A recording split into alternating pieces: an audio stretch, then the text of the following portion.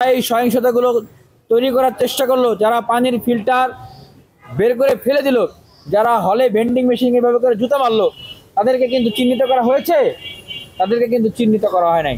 তাদেরকে কিন্তু চিহ্নিত করে তাদের বিষয়ে ব্যবস্থা গ্রহণ করা হয় নাই। তার মানে এই যে বিষয়গুলোকে জিয়ে রাখা এবং একটা গোষ্ঠীর প্রভাবে নির্বাচনের মনোনয়ন জমা দেওয়ার তারিখ একদিন বাড়িয়ে দেওয়া হলো। আমরা তো বলি নাই বাড়ায় দেন, তাহলে কাদের প্রভাবে এত বড় একটা সিদ্ধান্ত হইলো? এটা আমরা বিশ্ববিদ্যালয় প্রশাসনের কাছে জানতে চাই। যাদের এত বড় প্রভাব তারা চাইলেই একদিন বাড়িয়ে দেওয়া হয়, অথচ আমরা চাইলে যৌক্তিক দাবিগুলো পূরণ করা হয় না। তাহলে এইভাবে প্রভাব বিস্তার করলে আমরা কিভাবে একটা সুষ্ঠু নিরপেক্ষ নির্বাচন আমরা তাদের কাছ থেকে পাবো? তবে আমরা শিক্ষার্থীদের উদ্দেশ্যে বলতে চাই যে অনেক ফাইট করে আজকের এই ডাকসু এই পর্যন্ত এসছে।